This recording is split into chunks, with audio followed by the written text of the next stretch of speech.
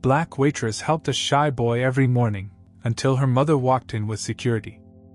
The morning rush at Riverside Diner always brought the same symphony of sounds: the sizzle of bacon hitting the grill, the sharp ding of the service bell, and the constant chatter of downtown workers grabbing breakfasts before their shifts. For Amina Carter, these sounds had become the soundtrack of her life since taking the morning shift 6 months ago. At 22, Amina wasn't supposed to be here forever. The stack of culinary school textbooks beneath the counter proved that. But tuition bills didn't pay themselves, and Chef Diego had offered flexible hours that worked around her class schedule. So here she was, balancing plates of eggs and pancakes while memorizing French cooking techniques during her breaks. "Order up for table 7!" Diego called from the kitchen window, sliding a plate of blueberry pancakes across the stainless steel counter. Amina grabbed the order with practiced ease, weaving between the cramped tables. The diner wasn't fancy, just a long counter with swivel stools, a dozen booths with cracked vinyl seats, and faded photos of the city from decades past hanging on wood-paneled walls. But it had heart, and the regulars kept the place alive. She was refilling coffee at the counter when the bell above the door jingled. Amina glanced up, and her smile softened. It was him again, the boy who'd started coming in nearly every morning for the past 3 weeks. He couldn't have been more than 16, with skin so pale it seemed almost translucent against his black hoodie. His dark hair hung over his eyes as he shuffled to the same corner booth, the one partially hidden by the fake potted plant. As always, he sat with his back to the wall, eyes scanning the room before settling on the worn journal he carried everywhere. "Your usual corner's free," she called to him with a casual wave. He didn't respond verbally, just gave a slight nod before sliding into the booth. The other waitresses had developed a routine of their own with him.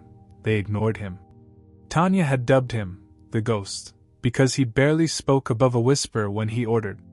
"I'll take his order," Amina told Tanya, who rolled her eyes dramatically. "Be my guest." "That kid gives me the creeps," Tanya muttered. "Just sits there scribbling in that book for hours over one coffee." Amina grabbed a mug and the coffee pot, approaching his table with a smile that held no expectation. "Morning, sunshine. Black coffee coming right up." His eyes flickered up momentarily, hazel with flecks of gold, before returning to the table. He gave the barest hint of a nod. "Toast too?" she asked, already knowing the answer. Another almost imperceptible nod. "You got it," she said cheerfully, pouring his coffee. "Busy day ahead?" No response, but she hadn't expected one. In the 3 weeks he'd been coming in, she'd learned to work with his silence. It didn't bother her. Some people carried storms inside them that made speaking difficult. As she walked away, she noticed his shoulders relax slightly. That was the thing. He seemed afraid of most people, but with her, there was something different. A tiny opening in the wall he built around himself. The morning progressed with its usual rhythm. Amina refilled his coffee twice, each time dropping a gentle comment that required no response. "Weather's finally warming up." Then later, "Diego's experimenting with cinnamon rolls today. The whole kitchen smells amazing." On her third visit to his table, she placed the coffee pot down and reached for his empty toast plate. That's when she noticed the edge of his journal, open just enough to reveal intricate sketches in the margins. "Wow," she said before she could stop herself. "Those are incredible." The boy snapped the journal shut, color flooding his pale cheeks. "Sorry," Amina backpedaled. "I didn't mean to pry. It's just, I've never seen drawings like that. You're really talented." His eyes met hers for the first time, a full second of contact that felt significant somehow. Then he returned to staring at his coffee, but his shoulders hadn't tensed back up. "Progress. My mom used to draw," she continued, wiping down his table casually. "Nothing that good, but she loved sketching the city skyline from our apartment window. Said it helped her think." Amina rarely talked about her mother to anyone, but something about this boy made sharing feel natural. As the breakfast crowd thinned out, Amina noticed the boy remained, occasionally writing in his journal, mostly just watching the world outside the window. Chef Diego poked his head out from the kitchen, raising an eyebrow at the lingering customer. He paid, Amina said preemptively. And it's not like we're turning people away. She gestured to the half-empty diner. Diego shrugged. Your section, your call. Just make sure he orders something if he stays through lunch. Days turned into weeks. The boy, whom the staff had started referring to as Amina's shadow, became a fixture at the diner. Always the same routine: arrive at 7:30, order black coffee and toast, stay until around 10, sometimes longer. Always waiting for Amina's section, even when it meant sitting at the counter while his preferred booth was open in Tanya's area. Then came the Wednesday when something changed. Amina had been unusually quiet that morning, her usual cheerfulness dimmed by a failed exam in her French techniques class. You okay? The voice was so soft she almost missed it. Amina turned to find the boy looking directly at her, concern evident in his expression. 2 words. The first he'd spoken to her beyond ordering food. Just school stuff, she said, genuinely surprised. Nothing coffee can't fix. She smiled, trying to mask her shock at his question. He hesitated, then slowly pushed his journal across the table toward her. It was open to a page with a simple sketch, a coffee cup with steam rising in the shape of a smile. A laugh escaped her, a real one that replaced her forced cheerfulness from earlier. That's perfect. Did you just draw this? He nodded, the corner of his mouth twitching upwards slightly. I needed that today. Thank you. She paused, realizing she didn't even know his name after all these weeks. As if reading her thoughts, he flipped to the inside cover of the journal where a name was etched into the leather: Caleb. Caleb? She asked. He didn't confirm or deny, but something in his expression softened further. Well, Caleb, you just made my day about 1,000 times better. She tapped the journal gently before pushing it back toward him. I'm Amina, by the way. Though you probably knew that from hearing everyone yell at me when I mess up orders.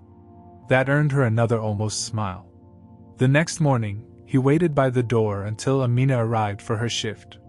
When she hung her coat in the back and came out tying her apron, he was sitting in her section, journal open, already sketching. For the first time since he'd started coming in, he ordered something different. Could I have pancakes today? He asked quietly when she approached. With blueberries, if that's okay. Amina beamed. Pancakes with blueberries coming right up, Caleb. He didn't correct the name, and somehow, in that moment, a fragile bridge formed between them, built on nothing more than coffee, toast, and the quiet understanding that sometimes, what people need most isn't grand gestures but simple, consistent kindness. What neither of them knew was how quickly that bridge would be tested, or how the simple morning routine they'd established would soon collide with secrets either was prepared to face. I'm telling you, there's something off about that kid, Tanya whispered as she and Amina restocked napkin dispensers after the morning rush. He's always watching you. It's creepy. Amina shook her head, glancing toward Caleb's corner. He was absorbed in his sketching, seemingly oblivious to their conversation. He's just shy. Not everyone needs to fill every silence with chatter.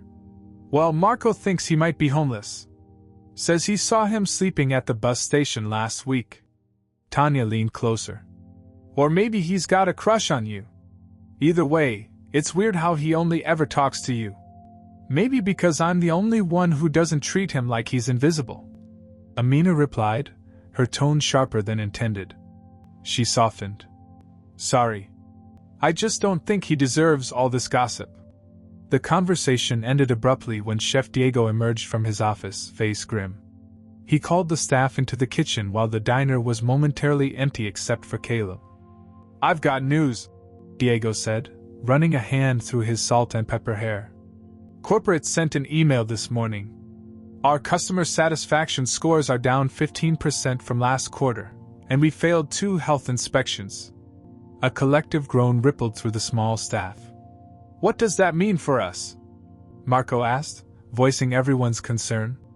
Diego sighed. It means we're under review.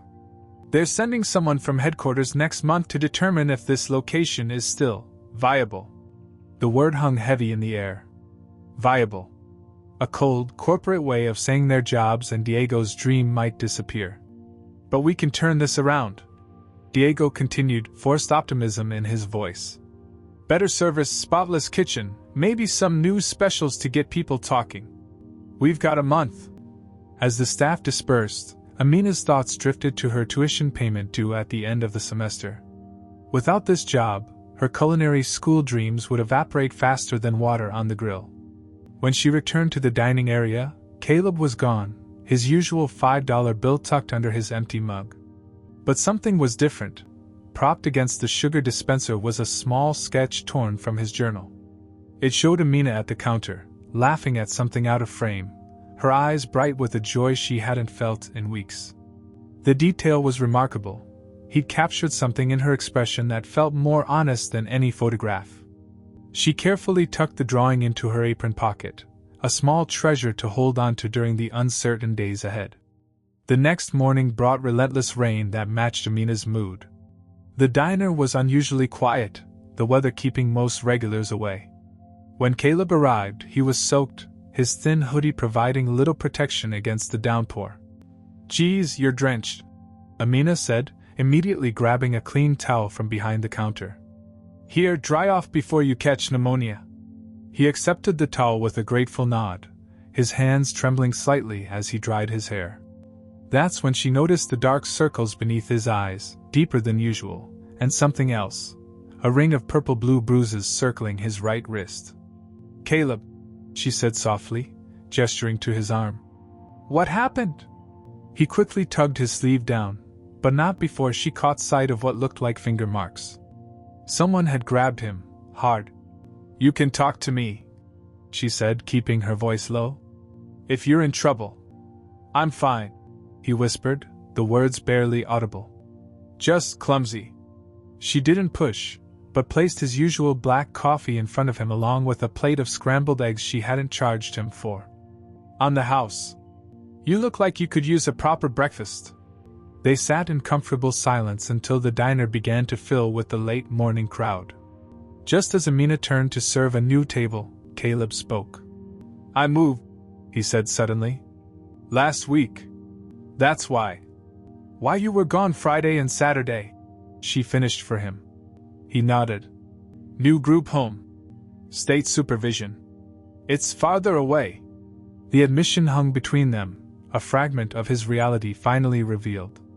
A foster kid bounced between homes, carrying his few possessions in a backpack and his most precious thoughts in that worn journal. "Is that where?" She gestured vaguely toward his wrist. He shook his head quickly. "Old place. It's better now." Better was a relative term, she thought.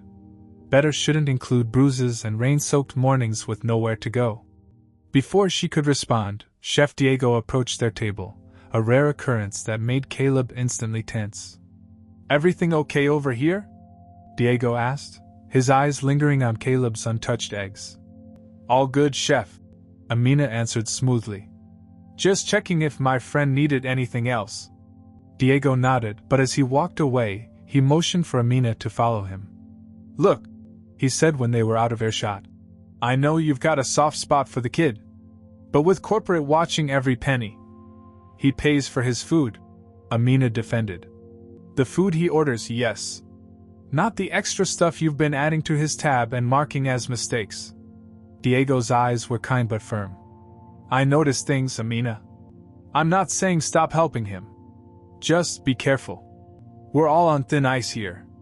As Diego walked away, Amina turned back to find Caleb watching her, his expression unreadable. But when she returned to his table, he silently pushed a new sketch toward her, this one showing the diner bathed in sunlight, customers filling every booth, and Diego at the grill, smiling broadly. It was a vision of hope, the diner thriving, everyone's job secure. The fact that he'd drawn it for her after overhearing their troubles said more than words ever could. This quiet, broken boy somehow saw straight through to people's hearts, capturing their fears and hopes with every stroke of his pencil.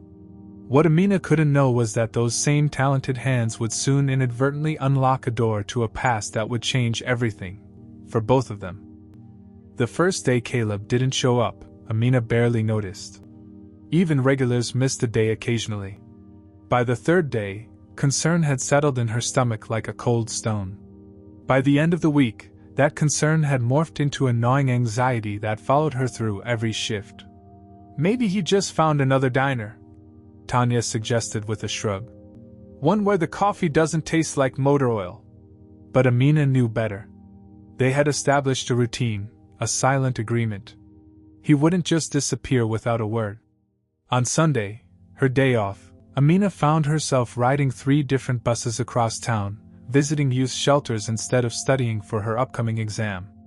At each location, she showed Caleb's sketch of the diner, the only image she had of his work that wasn't of her. "I'm looking for a friend," she explained to tired social workers who had heard similar stories 1,000 times. "He's about 16, very quiet, extremely talented artist." The answers were always the same. "Sorry, can't disclose information." Or, "No one matching that description here." By evening, exhausted and no closer to answers, she boarded the final bus home. Her phone buzzed with a text message from her mother, in town for meetings. "Dinner tonight? Can send car." Victoria Carter's rare appearances in the city usually came with strings attached, uncomfortable questions about Amina's temporary job at the diner, thinly veiled suggestions about business or law school, reminders that the Carter name opened doors Amina refused to walk through. Still, it had been months, and worry made Amina crave any distraction. "Okay. Le Bistrot at 8? She replied, naming her mother's favorite French restaurant.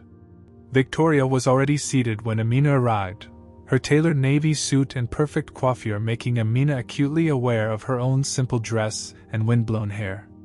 "Darling!" Victoria rose for the obligatory air kiss.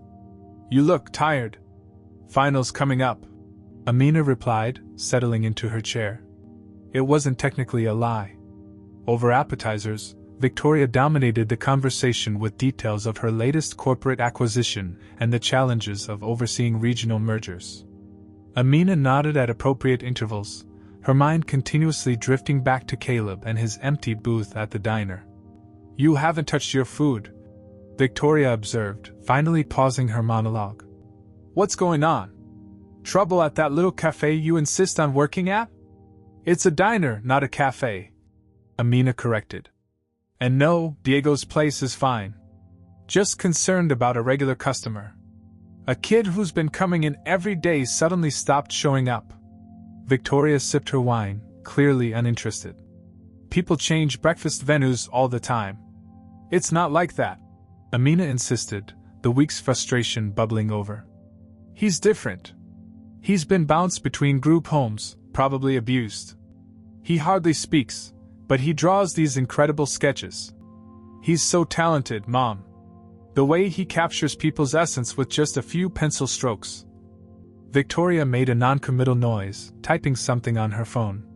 "He's just a kid," Amina continued. "With this battered journal he carries everywhere. All his worldly possessions in one backpack."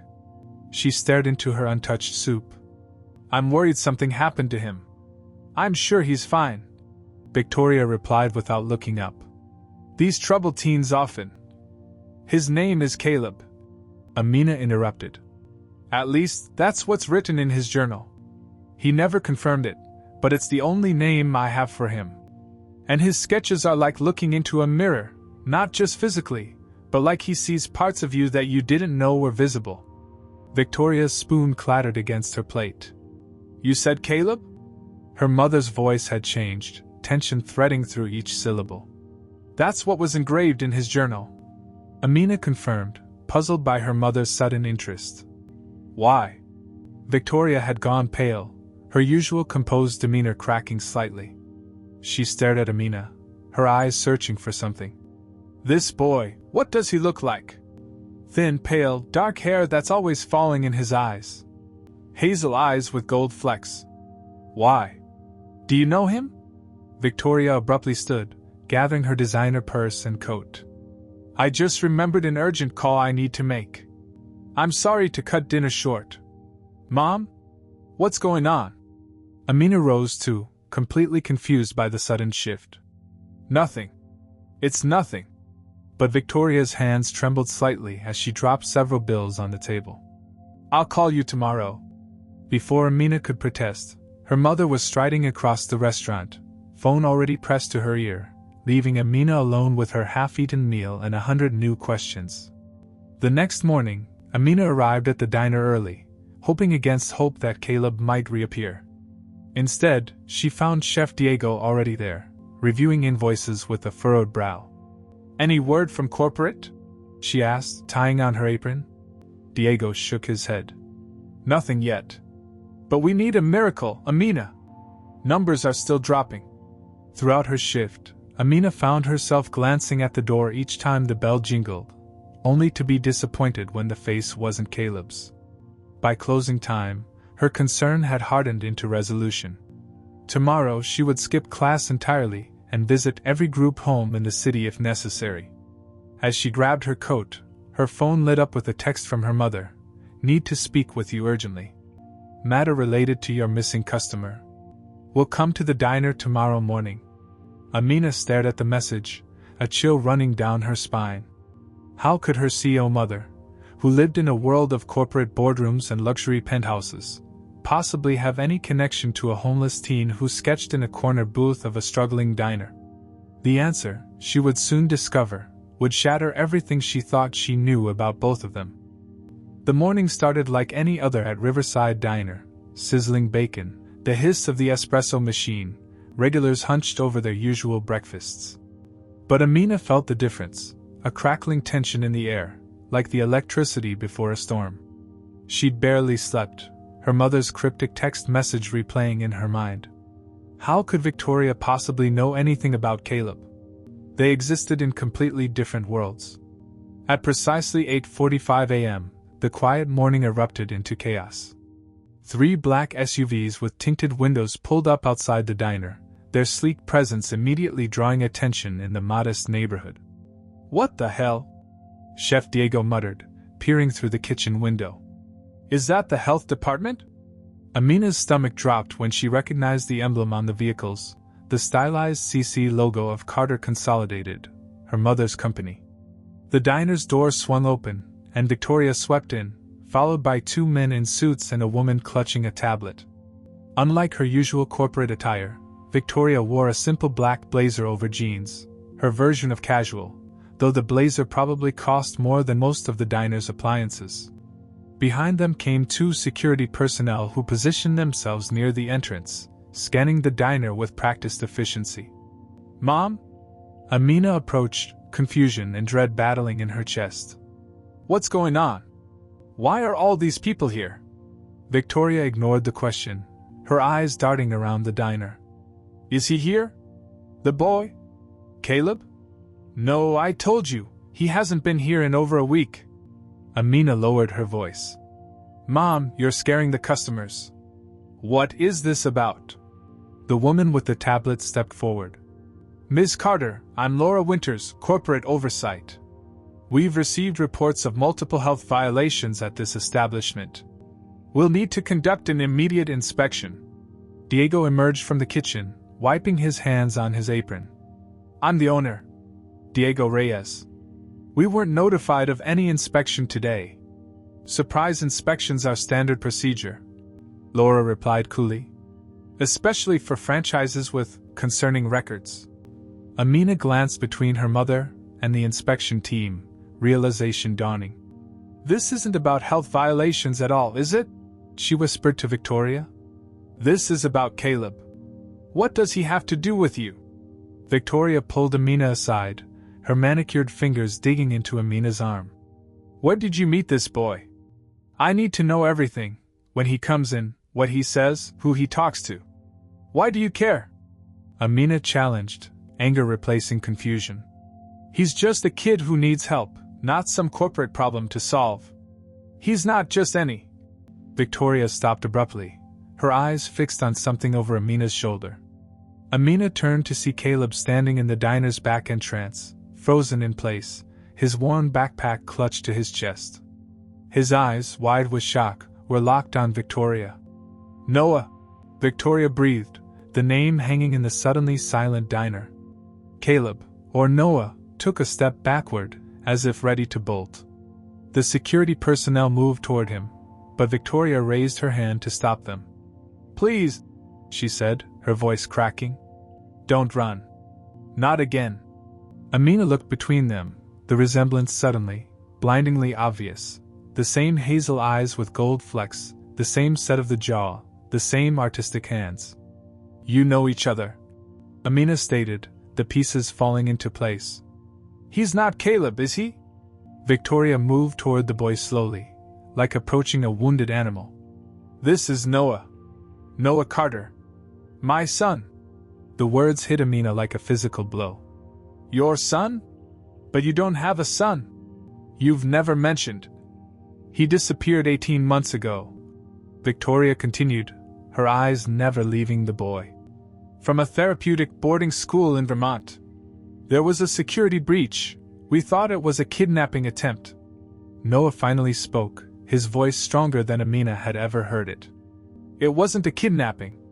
I ran away."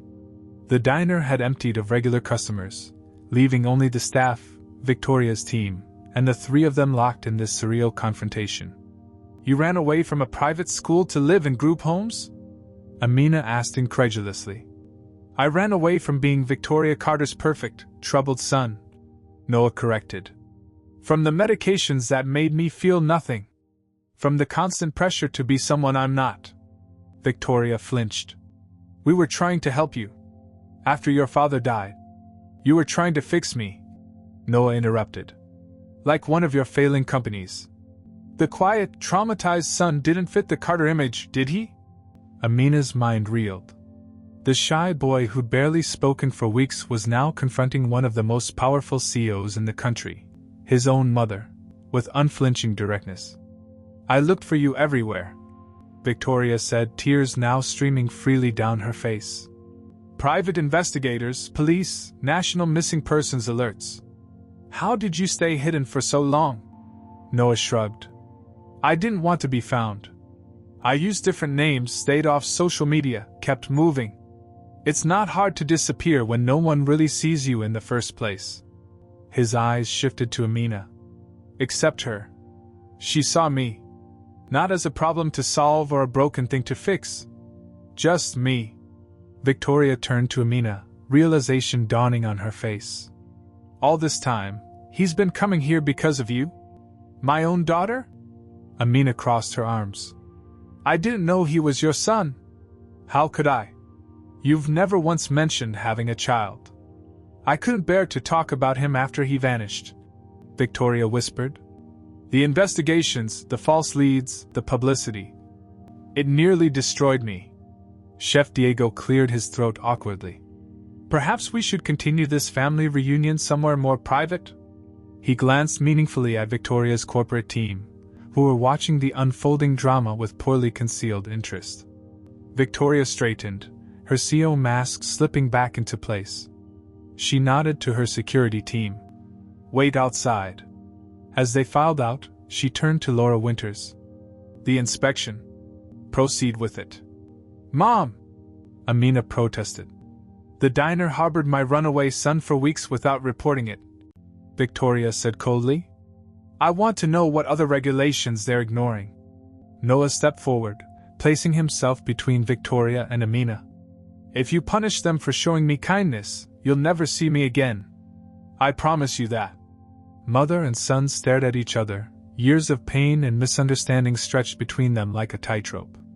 The future of the diner, and perhaps their fractured family, hung in the balance of what happened next. Laura Winters moved through the diner with the precision of a surgeon, her tablet documenting every chipped tile, every smudged surface. Each tap of her stylus felt like a nail in the diner's coffin. "Expired permit," she announced, photographing the framed license behind the counter. 3 cracked floor tiles in the kitchen. Non-compliant refrigerator temperature by 1.2 degrees. Diego followed her, protesting each citation. "That permit renewal is processing. I have the receipt. Those tiles were reported to maintenance last week." In the corner booth, Caleb's booth, now Noah's, the Carter family drama continued in hushed, intense tones. "Do you have any idea what you put me through?" Victoria demanded, her composure cracking. The ransoms demands we thought were coming? The nightmares about what might have happened to you? Noah stared at his hands. I called the school the day after I left. Told them I was safe and left voluntarily. They said someone could have forced you to make that call. Amina sat beside Noah, still processing the revelation that this quiet boy she'd been protecting was actually her mother's son, her own half-brother. The family she never knew she had been sitting across from her for weeks, hiding in plain sight. Why didn't you ever tell me about him? Amina asked Victoria. All these years I thought it was just you and me. Victoria's shoulders sagged. After your father and I divorced, and I married Richard, things were complicated. Richard adopted Noah when he was 4. You were already in college when Noah started having problems. After Richard died, Noah's behavior worsened. The therapist suggested minimal disruption, so we agreed. We didn't agree on anything. Noah interrupted. You decided. Just like you decided which medications I should take, which schools I should attend, which doctors should fix me. Victoria pinched the bridge of her nose. You were diagnosed with severe depression after your father died. What was I supposed to do? Listen to me, Noah said simply. See me. Like Amina did. Across the diner, Chef Diego slammed his hand against the counter, drawing their attention. This is ridiculous. You're citing us for a burnout light bulb in the storage room? Laura adjusted her glasses. Every violation counts, Mr. Reyes. I'm afraid with this many infractions, we'll need to recommend immediate temporary closure until corrections are made. Temporary closure is a death sentence for a place like this, Diego argued. We'll lose all our regulars. Victoria stood, straightening her blazer. That's the standard procedure when health violations. Stop it, Amina interrupted, standing to face her mother. This isn't about health violations. It's about control. The same control that made Noah run away. Victoria flinched. Mom, Amina continued, her voice softer but no less determined.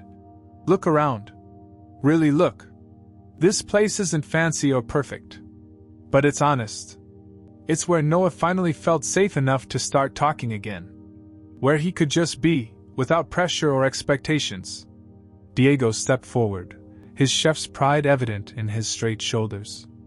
Mrs. Carter, I don't know what's happening with your family, and frankly, it's none of my business. But this diner isn't just my livelihood, it's a community. It's Amina's way through culinary school. It's a first job for kids from the neighborhood. It's the only warm meal some of our regulars get all day. Victoria's eyes swept across the diner, the worn booths, the decades-old counter, the wall of community flyers advertising local events. Her gaze finally settled on a framed photograph near the register, a much younger Diego with an elderly woman, both beaming in front of a brand-new Riverside Diner sign. My mother's recipes built this place, Diego said, following her gaze. 30 years of serving this neighborhood. Please don't take that away because of whatever this is between you and your children. The word hung in the air. Children. Plural. The son Victoria had lost and the daughter who had never quite fit into her corporate world. Noah stood beside Amina, their shared features suddenly obvious. The same determined set of their jaw, the same expressive eyes. Shut it down, and I disappear again, Noah said quietly. This time for good. Victoria looked stricken. That's blackmail. It's the truth, he replied. I won't stay if you destroy the only place that's felt like home in years. Amina touched her mother's arm. There's another way. She took a deep breath. You said the franchise is under review, right? Give us a chance to prove its worth. 30 days to improve customer scores and correct violations. The corporate handbook doesn't allow. Laura began. I'm the CEO. Victoria cut her off. I can authorize exceptions. She studied her children's faces, then Diego's. 30 days. If customer satisfaction scores don't improve by at least 20%, and all critical violations aren't addressed, the location closes permanently. Diego exhaled sharply. 20% in 30 days? That's nearly impossible. We'll do it, Amina declared. We'll turn this place around. Victoria turned to Noah. And you? Will you stop running? Will you at least talk to me? Let me try to understand. The question held more vulnerability than Amina had ever heard from her steely CEO mother. Noah hesitated, glancing around the diner, at the place that had become his sanctuary, at the half-sister he'd never known he had, at the mother he fled from. Finally, he gave a single, cautious nod. I'll stay, he said. But on my terms. No more schools, no more doctors who don't listen. And I help save the diner. Victoria extended her hand formally, as if closing a business deal. 30 days. Noah ignored the hand and instead pulled a pencil from his pocket. On a napkin, he quickly sketched 3 figures standing together, broken but not separated, distant but connected. He pushed the napkin toward Victoria. 30 days to fix more than just this diner.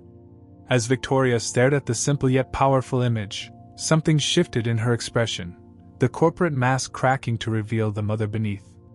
For the first time in years, perhaps ever, she truly saw her son. Day 1 of their 30-day challenge began with Amina scribbling ideas on the back of order tickets, while Noah sketched concept art in his journal. Chef Diego, emboldened by their enthusiasm, dusted off recipe cards his mother had created decades ago.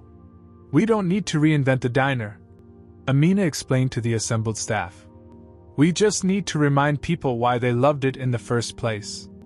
The transformation started small, fresh flowers on each table, handwritten daily specials, Marco's cousin fixing the flickering lights that had bothered customers for months.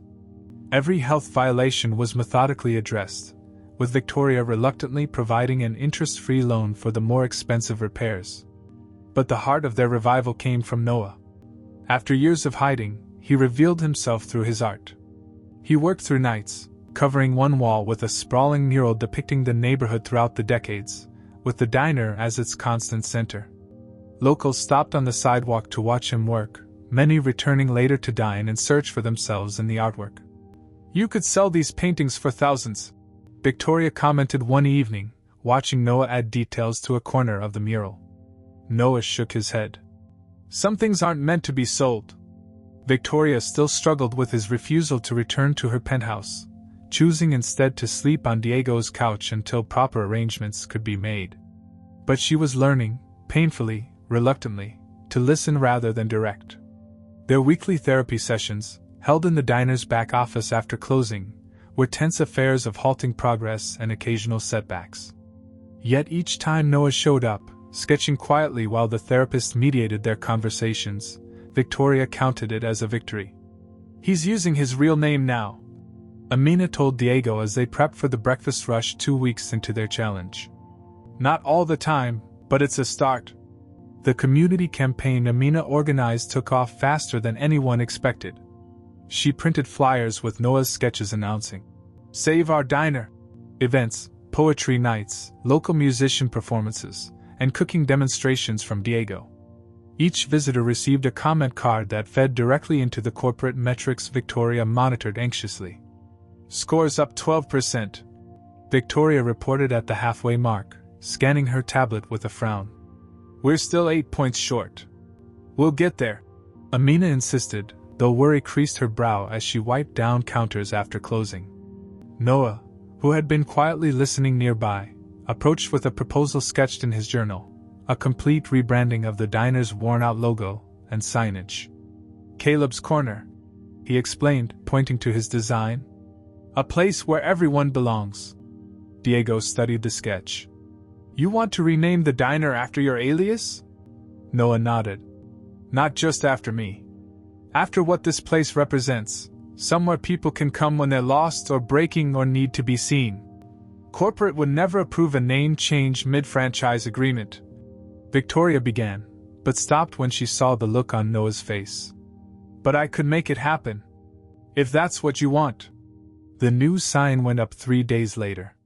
The local newspaper covered the event, featuring Noah's story, carefully edited to protect his privacy, alongside his artwork. The headline read, Local Teens Art Saves Struggling Diner, Rebuilds Family. Customer satisfaction scores jumped 18%. We're close, Amina told the staff during their final week meeting. But we need something more to push us over the top.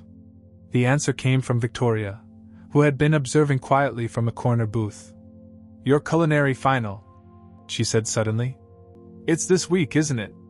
Amina nodded warily. French cuisine presentation. Why? Host it here, Victoria suggested. Invite your professors, classmates. Show them what this place has become. The evening of Amina's culinary showcase, Caleb's Corner, was filled beyond capacity.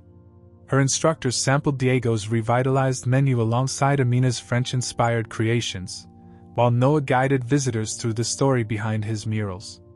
Victoria, dressed more casually than she had in years, worked alongside Tanya serving food and collecting comment cards. Never thought I'd see the day, Diego murmured, watching Victoria charm a table of regulars.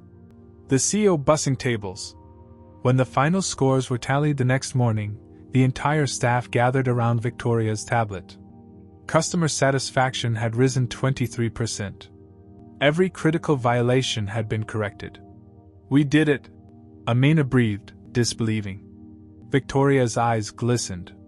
You did it. All of you. She cleared her throat, composure slipping slightly. My corporate team has approved continued operation, with a probationary period of 6 months. After that, if scores remain consistent, we'll discuss a permanent arrangement. The diner erupted in cheers. Diego pulled Victoria into an unexpected hug, which she awkwardly returned before extracting herself. Later that evening, as Amina and Noah closed up the diner, Victoria arrived with an envelope. What's this? Amina asked. Enrollment papers, Victoria replied. For the art school downtown. If Noah wants it. She turned to her son. No pressure. Just an option. Noah accepted the envelope cautiously, a small smile playing at his lips. I'll think about it. As they walked out together, Noah paused to adjust a sketchbook he'd framed and hung by the entrance, an open page showing 3 figures standing together outside Caleb's Corner. A waitress with culinary dreams, a boy who found his voice through art, and a corporate executive learning to listen instead of command. Under the sketch, he'd written, Family isn't just who you're born to, but who sees you when you're invisible. Victoria studied the sketch, then gently touched her son's shoulder. You never were invisible, Noah. I just wasn't looking properly. As they stepped into the evening air, Amina locked the diner door behind them, securing not just a renovated restaurant, but a place where broken pieces, of buildings, of families, of hearts, could be mended together into something stronger than before. Above them, the new sign swung gently in the breeze, Caleb's Corner, a place to be seen.